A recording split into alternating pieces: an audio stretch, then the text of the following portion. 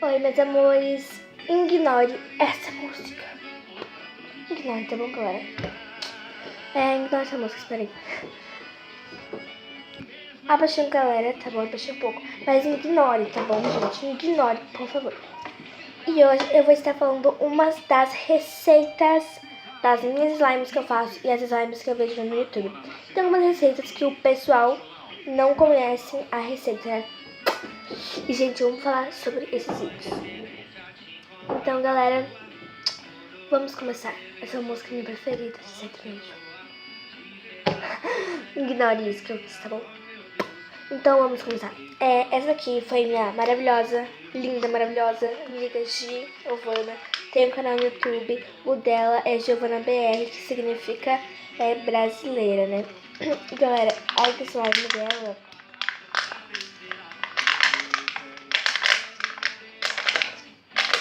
Meio crocantinho. Ela faz bastante. Não sei se dá pra ouvir, né? Mas ela faz bastante. E então, vamos falar as receitas. Deixa eu puxar mais um pouco. Calma aí.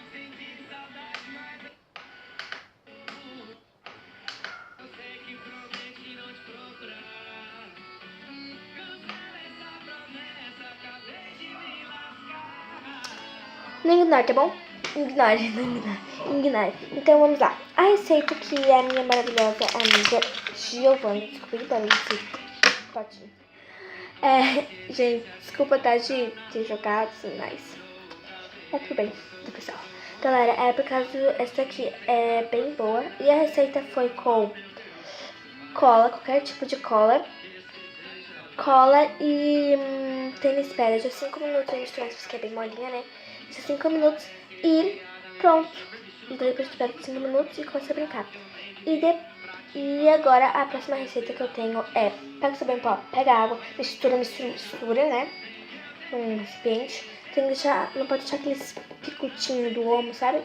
E coloca uma cola, cola e joga. E começa a misturar e dá mais slime. E a outra receita, galera, é a receita. Tô falando rápido, não tem tempo pra acabar.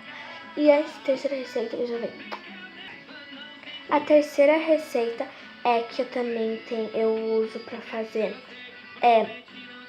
cola, água, óleo, royal e tênis e talco. E galera, essas quase foi as dicas, quase.